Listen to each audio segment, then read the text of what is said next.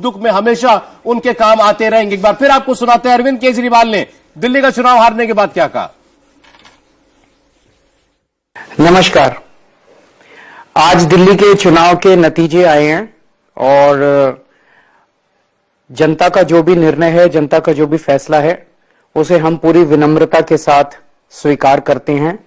जनता का निर्णय सर माथे पर। मैं भारतीय जनता पार्टी को इस जीत के लिए बहुत बहुत बधाई देता हूं और मैं उम्मीद करता हूं कि जिस उम्मीद के साथ और जिस आशा के साथ लोगों ने उनको बहुमत दिया है, वो उन सभी उम्मीदों और आशाओं पे पूरा उतरेंगे। हमने पिछले 10 साल में जनता ने जो मौका दिया हमें, उन 10 सालों में हमने बहुत सारे काम किए। शिक्षा के क्षेत्र में, स्वास्थ्य के क्षेत्र में, पानी के क्षेत्र में, बिजली के क्षेत्र में और भी अलग अलग तरीके से लोगों को राहत पहुंचाने की कोशिश की उनकी जिंदगी में, और दिल्ली के इंफ्रास्ट्रक्चर को भी हमने सुधारने की कोशिश की।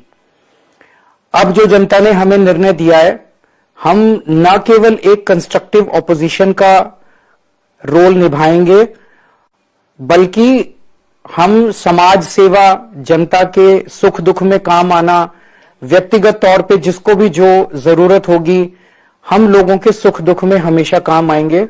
क्योंकि हम राजनीति में कोई सत्ता के लिए नहीं आए, हम राजनीति को एक जरिया मानते हैं जिसके जरिए जनता की सेवा की जा सके, जिसके जरिए लोगों के सुख दुख में काम आया जा सके। वो काम हम करते रहेंगे और हमें आगे भी इसी तरह से जनता के सुख दुख में काम आना है। मैं आम आदमी पार्टी के सभी कार्यकर्ताओं को बहुत बहुत बधाई देना चाहता हूं। वो बहुत शानदार चुनाव लड़े, बहुत मेहनत की, उन्होंने बहुत कुछ सहा इस पूरे चुनाव के दौरान। उन्होंने बहुत शानदार चुनाव लड़ा। इसके लिए मैं उन सबको, सभी कार्यकर्ताओं को बहुत बहुत बधाई देना चाहता हूं। नमस्कार। चलिए, तो अरविंद केजरीवाल हार को स्वीकार करते हुए जनता का मैंडेट सर माथे पर, कंस्ट्रक्टिव विपक्ष की भूमिका निभाएंगे और जनता के लिए सुख दुख में काम करते रहेंगे। आतिशी जो टेम्परेरी सीएम कही जा रही थी विपक्ष की तरफ से, वो जरूर चुनाव जीत गई हैं। क्लोज फाइट रही। जरा उन्होंने क्या कहा जीत के बाद सुन लेते हैं। सबसे पहले तो मैं कालका जी विधानसभा की जनता का धन्यवाद करना चाहती हूँ, जो उन्होंने मुझ पर भरोसा दिखाया। मैं अपनी पूरी टीम का धन्यवाद करना चाहती हूँ, जिन्होंने बाहुबल, गुंडागर्दी, मार पिटाई का सामना भी करते हुए जमीनी स्तर पे मेहनत करी और जनता तक पहुंचे। बाकी दिल्ली की जनता का जनादेश है, हमें जनादेश स्वीकार है। ये मैं अपनी सीट जीती हूँ, लेकिन ये जीत का समय नहीं है, ये जंग का समय ही है। जंग जारी रहेगी भारतीय जनता पार्टी के खिलाफ, उनकी तानाशाही और उनकी गुंडागर्दी के खिलाफ। आम आदमी पार्टी हमेशा गलत के खिलाफ लड़ती आई है और हमेशा गलत के खिलाफ लड़ती रहेगी। ये जरूर एक सेटबैक है, लेकिन आम आदमी पार्टी का संघर्ष दिल्ली के लोगों के लिए, देश के लोगों के लिए कभी खत्म नहीं होगा। Ma'am please please. Atishi ji कह रही हैं जीत का समय नहीं, हालांकि मैं अपनी सीट जीती हूं, लेकिन पार्टी के लिए मुश्किल समय है, चुनाव हार गए। अरविंद केजरीवाल की बात पर एक आपकी प्रतिक्रिया चाहता हूं। बड़े विनम्र दिखाई दिए। एक तो मैं ये कहूंगा कि ये टिप्पणी करके अरविंद केजरीवाल ने कम से कम ये जरूर बताया है कि आगे राजनीति वो राहुल गांधी की तरह नहीं करेंगे। सबसे पहली जो जरूरी बात है, क्योंकि जब तक वो लड़ रहे थे, साम दाम दंड भेद कर रहे थे, ईवीएम पर कह रहे थे, सब कुछ कर रहे थे, तो एक पक्ष ये है। लेकिन दूसरा पक्ष ये मन में आता है कि जितनी साख गिर गई, वो क्या इस तरह के एक दो बयानों से कुछ बन पाएगी, कितना लंबा समय लगेगा। और तीसरा वाला खतरनाक है, क्या इस तरह के बयान अरविंद जी को जेल जाने से बचा पाएंगे? जेल जाने से बचा? बिल्कुल बिल्कुल। ये कहीं आप ये तो नहीं कह रहे कि जेल जाने से बचने के लिए उन्होंने थोड़ा ऐसा बयान दिया है? ये हो सकता है, जिसमें कोई शिकायत नहीं है। क्योंकि अरविंद केजरीवाल 4.5 साल लड़ते थे और मुझे तो 2015 के बाद 20 में चुनाव हुआ था ना, 19 लोकसभा के बाद का बयान मुझे याद है। हरदीप पुरी के साथ ही के एसटीपी के उद्घाटन में बैठे हुए थे और कहा कि हम लोग 4.5 साल बहुत लड़ लिए, अब नहीं लड़ेंगे। क्यों? क्योंकि 20 का चुनाव था, मोदी जी से हम नहीं लड़ेंगे। नारा लगवाया ऊपर वाली दिल्ली में मोदी, नीचे वाली दिल्ली में केजरीवाल। तो उसके बाद उनको लगा कि हम शायद बहुत बड़े हो गए हैं। पंजाब और गुजरात ने उनको आत्मविश्वास दिया। अब मुझे लगता है कि वो फिर से अपनी जो मूल स्थान है वहां पर पहुंच गए हैं। वो प्रयास करेंगे कि नरेंद्र मोदी से लड़ते न दिखे, वहां पर न जाएं, कि अमित शाह फोन करके गुंडागर्दी करवाता है, अमित शाह लेकिन गुंडा है, ये हैशटैग नहीं चलवाएंगे। देश का लेकिन सबसे जो बड़ा आप कह रहे ये हो हैशटैग नहीं चलवाएंगे। आतिशी ने यही कहा कि बीजेपी की गुंडागर्दी के खिलाफ जंग जारी रहेगी, ये आतिशी के शब्द हैं।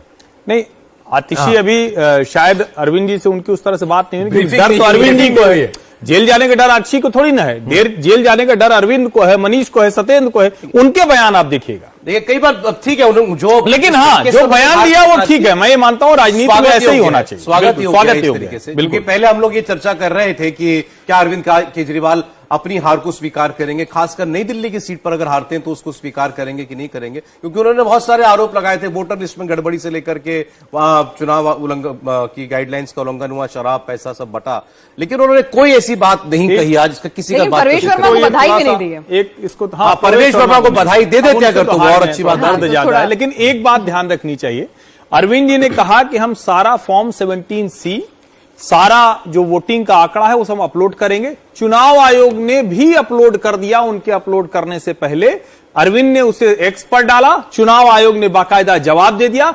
70 की 70 विधानसभा का प्रतिशत वोट पुरुष महिला वो सब बता दिया, लेकिन कोई गुंजाइश नहीं। इस चुनाव में एक जीत ईवीएम की भी हो गई है, क्योंकि हर बार का जो खतरा था वो धीरे धीरे खत्म होता जा रहा है। नेता भी अब मानने लगे कि ईवीएम का बहाना नहीं चलेगा। जहां विधायकों की खरीद की बात हो रही थी एक दिन पहले, 24 घंटे पहले तक, और बीजेपी की तरफ से कहा जा रहा था कि नतीजे आने दीजिए, ईवीएम की बात भी करेंगे। आज सुखद बदलाव यह है कि किसी भी पार्टी ने ईवीएम का जिक्र अभी तक नहीं किया है।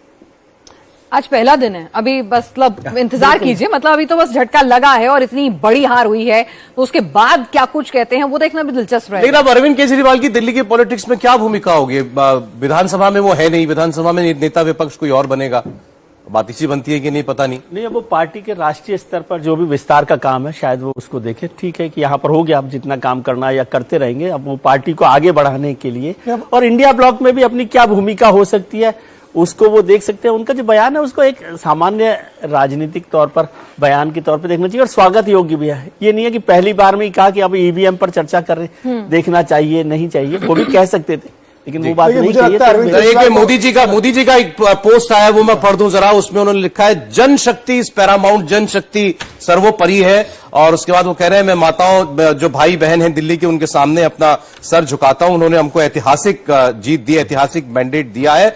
और इसके बाद वो कह रहे हैं, मैं गारंटी देता हूं आपको, हम कोई कसर नहीं छोड़ेंगे दिल्ली के विकास में और लोगों की क्वालिटी ऑफ लाइफ को सुधारने में हम अपना पूरा प्रयास लगाएंगे और एक विकसित भारत की तरफ दिल्ली बढ़ते हुए एक अहम रोल अदा करेगा। नहीं, लेकिन सौरभ जी इसमें एक चीज और आई है, मोदी जी ने इसमें ये कहीं ने कहा कि जो हमने गारंटी दी है वो कब से स्टार्ट करेंगे, कब नहीं, उन्होंने अपनी रैली में बोल दिया था कि 8 मार्च को वो खाते अमित शाह कह रहे थे 8 मार्च को महिलाओं के खाते में पैसे पहुंचा देंगे, बोल चुके हैं। और सबसे बड़ी बात, अमित शाह ने स्पष्ट तौर पर कहा है कि जो जो हमने वादे किए हैं हम उनको पूरा करेंगे, तो उन्होंने कहा है। और नहीं करेंगे तो इनको केजरीवाल का हाल दिख रहा है। और ये नरेंद्र मोदी का ट्वीट यहाँ पर आप ये देख देख सकते लीजिए, हैं, नरेंद्र मोदी का ट्वीट जो लिखा है, जनशक्ति इज पैरामाउंट, यानी जनता सर्वोपरि है। Development wins, good governance triumphs, यानी विकास की जीत हुई है, गुड गवर्नेंस की जीत हुई है। I go to my dear sisters and brothers of Delhi for this resounding and historic mandate, यानी ऐतिहासिक मैंडेट इसे प्रधानमंत्री नरेंद्र मोदी बोल रहे हैं। ये दिल्ली की जीत पर प्रधानमंत्री नरेंद्र मोदी का पहला ट्वीट है। विकास और जनशक्ति की जीत है और ऐतिहासिक अपने आप में, क्योंकि पिछली बार 1993 में बीजेपी दिल्ली में जीती थी और अब एक बार फिर जीतने में कामयाब हुए। दिल्ली के चौतरफा विकास और यहां के लोगों के जीवन को उत्तम बनाने के लिए हम कोई कोर कसर नहीं छोड़ेंगे, ये हमारी गारंटी है। इसके साथ ही हम ये भी सुनिश्चित करेंगे कि विकसित भारत के निर्माण में दिल्ली की अहम भूमिका हो। मुझे बीजेपी के अपने सभी कार्यकर्ताओं को बहुत बहुत बधाई, जिन्होंने इस प्रचंड जनादेश के लिए दिन रात एक कर दिया। अब हम एक और मजबूती से दिल्ली वासियों की सेवा में समर्पित होंगे। तो प्रधानमंत्री नरेंद्र मोदी ने गारंटी शब्द को दोहराया है, कहा है कि जो जो वादे किए गए उनको पूरा किया जाएगा। विकसित भारत की जो तस्वीर या खाका प्रधानमंत्री नरेंद्र मोदी खींचना चाहते हैं, उसमें दिल्ली की एक अहम भूमिका होगी। तो प्रधानमंत्री नरेंद्र मोदी न सिर्फ धन्यवाद दे रहे हैं दिल्ली के मतदाताओं का, अपने प्रतिबद्धता भी जाहिर कर रहे हैं कि दिल्ली को वो कैसे देखते हैं। एक बात हम लोगों ने अभी तक नहीं की है, लोकसभा चुनाव में जो झटका भारतीय जनता पार्टी को लगा, उसके बाद हरियाणा पहले, फिर महाराष्ट्र, और अब उसी कड़ी में तीसरा चुनाव, बड़ा चुनाव दिल्ली का भारतीय जनता पार्टी जीत रही है। मुझे लगता है इसका असर बिहार के चुनाव में, जो इसी साल नवंबर में बिहार के चुनाव होने वाले, उसमें बड़ा इसका असर पड़ेगा भारतीय जनता पार्टी को। और एक आत्मविश्वास आया है कि बाकी राज्यों में आप कांग्रेस को हरा देते हो, बहुत आसान है। अरविंद केजरीवाल को 10 साल के बाद आप ये बताइए, बीजेपी क्या कुछ अलग कर रही है क्या इस बार 4 जून के बाद से, 4 जून 24 के बाद से? नहीं, भारतीय जनता पार्टी चुनाव हमेशा पूरी ताकत के साथ लड़ती है, लेकिन ठीक है, लोकसभा चुनाव में जो परिणाम आया था उससे झटका जरूर लगा था। और महाराष्ट्र में जहां पर भारतीय जनता पार्टी सिर्फ 9 सीटों पर सिमट गई थी, उसके बाद भारतीय जनता पार्टी ने सारे कोर्स करेक्शंस करे, संगठन को मजबूत किया, लोकल मुद्दों पर चुनाव लड़ा। प्रधानमंत्री मोदी थोड़े पीछे रहे, स्थानीय लीडर्स को उन्होंने वहां पर आगे किया, और मुझे लग रहा है संघ ने बड़ी भूमिका निभाई। फिर वो महाराष्ट्र का चुनाव हो, हरियाणा का चुनाव हो या दिल्ली का चुनाव हो, संघ ने भी एक बड़ी भूमिका ली है भारतीय जनता पार्टी के संगठन के साथ मिलकर, जमीनी स्तर पर घर घर भारतीय जनता पार्टी और नरेंद्र मोदी की बात पहुंचाने के लिए। तो मुझे लगता है दो बातें जो भी आपने कही बड़ी इंपॉर्टेंट लगी, एक तो संघ का रोल बहुत एक्टिवली जो अब जुड़ गया बीजेपी के साथ प्रचार में, और दूसरा लोकल मुद्दों को आगे रखना। बिल्कुल, महाराष्ट्र में भी ये किया गया और दिल्ली में तो किया ही गया, हरियाणा में भी इस चीज पर पार्टी ने ध्यान दिया था। 50,000 ड्राइंग रूम मीटिंग राष्ट्रीय स्वयंसेवक संघ ने सिर्फ दिल्ली चुनाव के लिए की। और एक जो बड़ी चीज है जिसको बार बार ये कहा जाता है, चुनाव के पहले, चुनाव के बाद परिणाम कैसे भी हो, संघ का जो बीजेपी से समन्वय होता है, जो पूर्णकालिकों की भूमिका होती है, वो कमाल की होती है। वो आप चाहे उसको चुनाव हारे या जीते, दोनों ही स्थितियों में। और यहां जिसको बार बार कहा जाता है गांधी परिवार को कौन समझाएगा, लेकिन यहां बातचीत करने के लिहाज से कितनी भी तीखी से तीखी आलोचना हो, करने के लिए कुछ लोग बैठे हैं जिनको, मतलब जो कम से कम सत्ता नहीं लेंगे ना, उनको तो सत्ता लेनी नहीं है। लेकिन दिलचस्प बात ये भी है एक और बात है कि बीजेपी और दूसरी पार्टियों में जो एक बड़ा फर्क मैं देखता हूं, वो ये है कि चुनाव हारने के बाद वो एक्सक्यूजेस पे नहीं आती, इंट्रोस्पेक्ट पर आती है। अब कोई भी चुनाव होता है, अलग अलग पार्टियां अपने अपने एक्सक्यूजेस देती है, ईवीएम खराब हो गई, वोट ज्यादा दिए, नकली वोट थे, फर्जी वोट कटुआ आ गए, लेकिन बीजेपी अपने एक्सक्यूज नहीं देती, वो जनादेश को स्वीकार करके इंट्रोस्पेक्ट पर आती है। और बहुत सारे लोग खुश होते हैं कि सरसंघ चालक ने आज कह दिया कि इस तरह की बात है, इसको देख लीजिए कैसे, तो वो उस बात को भी गंभीरता से लेती है, आलोचना को भी उसी तरह से स्वीकार करके उससे कोर्स करेक्शन में काम करती है। दिल्ली और भारत में एक बड़ा फर्क यह रहा कि भारत के गरीबों ने मोदी पर भरोसा किया, लेकिन दिल्ली में अगर आप देखोगे तो आम आदमी पार्टी की ताकत गरीब माने गए।